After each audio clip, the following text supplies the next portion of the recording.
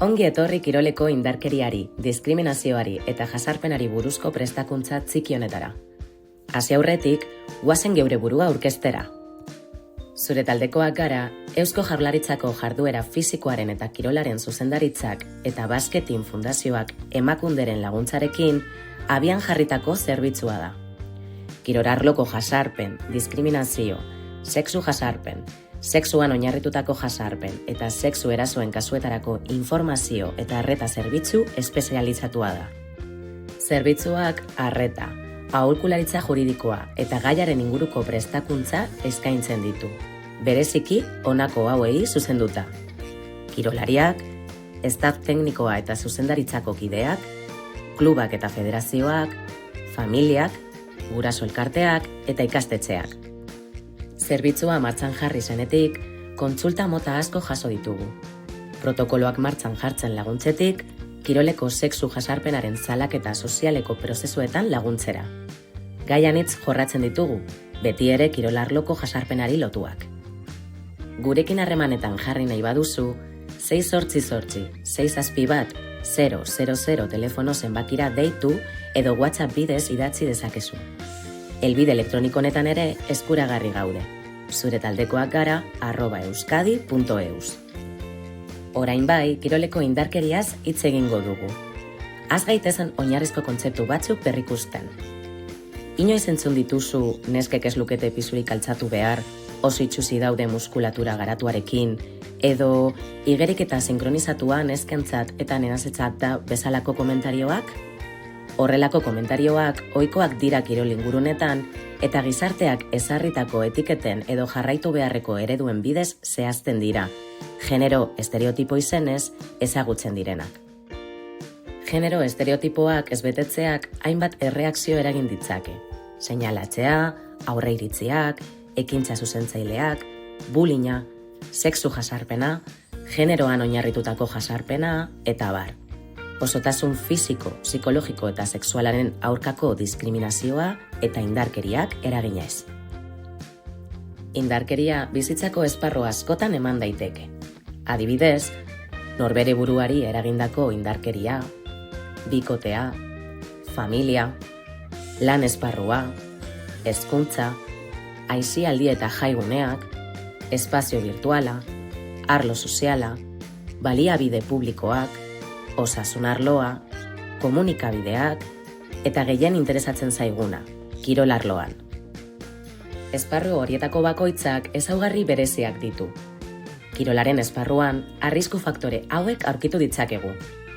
Indarkiarekiko eta lesioekiko tolerantzia handia dagoela, lidergo autoritarioa eta entrenatzaile eta kirolarien arteko botere harreman desorekatuak daudela, eskandaluak saihesteko nahia, sektore maskulinizatua dela, kontaktu fisikoa ezinbestekoa dela askotan, eta arrisku egoera potentzialak daudela, aldagelak, dutxak, bidaiak. Esparru horietan aurkitzen ditugun indarkeriak hainbat modatakoak izan daitezke. Jarraian kirolaren esparruan nabarmenenak azalduko dizkizugu. Indarkeria fisikoak eraso hauei egiten die erreferentzia. Garikotak, balonazoak, bultzadak, kolpeak, objektua jaurtitzea eta tu egitea adibidez. Sexu indarkeria modu askotara adieraz daiteke, hona hemen batzuk. Komentario sexualak egitea, aldageletan eskutuan behatzea, bularrak, ipurdia eta bar ukitzea, begirada lizunak, sexu harremanak izateko alkola edo drogak ematea, sexu harremanak izatera behartzea, pornografia erakustea, edo argazki eta bideo intimoak eskatzea, edo norbait momentu intimo batean grabatzea baimenik gabe, eta bar. Indarkeria soziala honela adieraz daiteke. Genero sozializazio diferentzialak inpregnatutako harreman dinamikak. Komentario sexistak. Emakumeen kirol jardunari balioak kentzen dioten komentarioak. Emakumeen aginduak betetzeari uko egitea.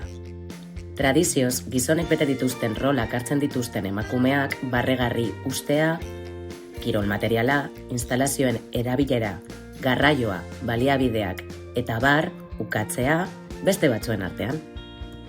Azkenik, indarkeria psikologikoa modu hauetan aurkez daiteke. Txiste iraingarriak, umilatzea, zurrumurruak zabaltzea, desbalorizatzea, kirol materiala ukatzea, errudun sentiaraztea, loidaztatzea, mehatxatzea, kontrolatzea, xantaia egitea, sare sozialetan jasartzea, eta bar. Esparru eta indarkeria horiek intersekzionatu edo gurutzatu daitezke. Ikus ditzagun adibide batzuk. Ainoak bere herriko haurren errugbi taldean jokatzen du. Taldeko neska bakarra da. Umeak marimatxo deitzen hasi dira entrenamenduetan. Umetako batzuk bere klasekoak direnez, izek egiten diote klasean eta parkean ere.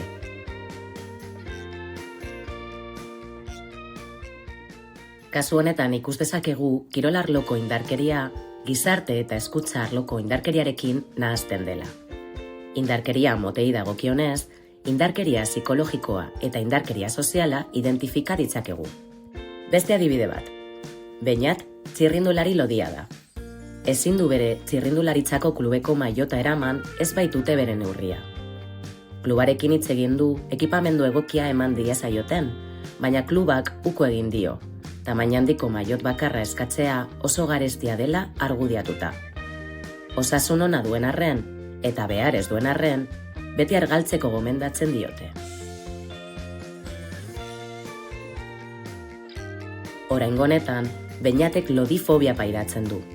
Bai kirol arloan, ez baitiote kirol jarduera garatzeko behar duen materiala ematen, bai osasun arloan, behar ez duen dieta egitea gomendatzen baitiote, soilik bere pisuagatik. Indarkeria soziala eta indarkeria psikologikoa direla esan genezake. Azken adibidea. Mikelek futbolean jokatzen du bere herriko taldean. Aurten, goragoko maila batera pasatu da eta entrenatzailea aldatu diote. Entrenatzaile berriak hainbat gauza esaten dizkie jokalariei. Baloi bat lortzeagatik hil behar duzue. Belaunak zelaian utzi behar dituzue. Irabaztera eta irabaztera etorri gara. Mikel ohituta dago giro askoz lasaiagoan ondo pasatzeko jokatzen. Komentario horiek entzun dituenean, gaizki sentitu da eta triste eta burumakur jarri da. Jarrera honen aurrean, entrenatzaileak nenaza, blandenge eta negarti deitu dio taldekideen aurrean.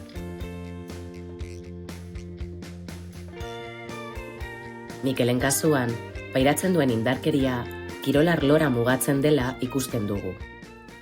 Indarkeria motari dagokionez, berriro ere indarkeria sozial eta psikologikoa pairatzen duela esan genezake.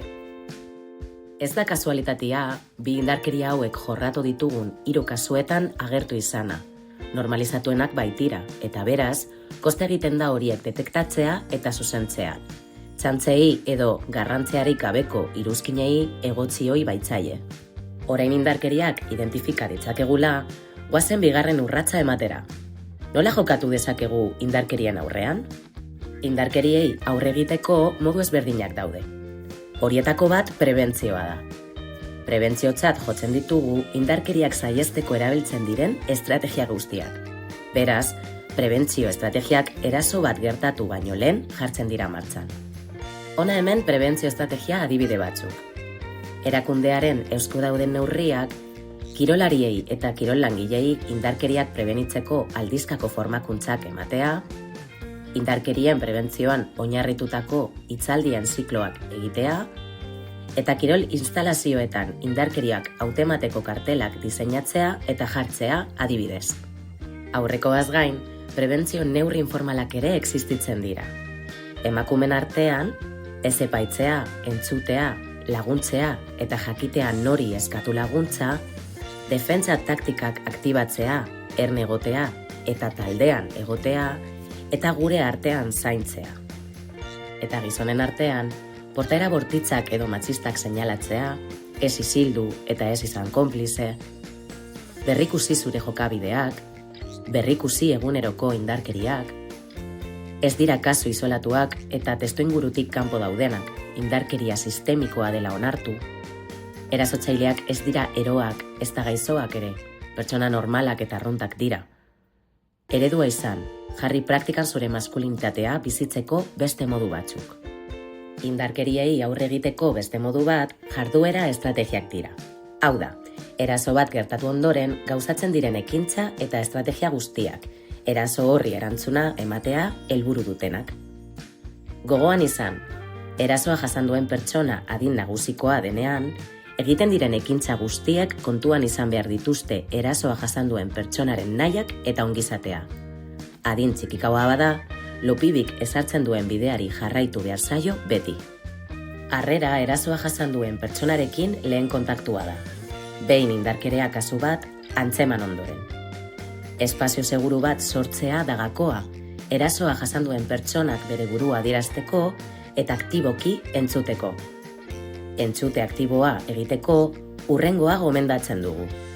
Oso ondo ulertzen zaitut esan ordez, ulertzen dut prozesu zaila izaten ari dela esan. Nizu izango banintz, gauza bera sentituko nuke, esan beharrean, esaten didazunaren arabera, sentitzen ari zara, esan. Bai, badakit zer esaten didazun, esan ordez, ondo ulertzen bazaitut, esaten didazu, hala da, esan. Ez esan hori emakume, zu ez zara mierda bat. Esaldiaren ordez, mierda bat bezala sentitzen zarela esaten didazu. Deskribatu nolakoa den kaka hori, esaldia erabili.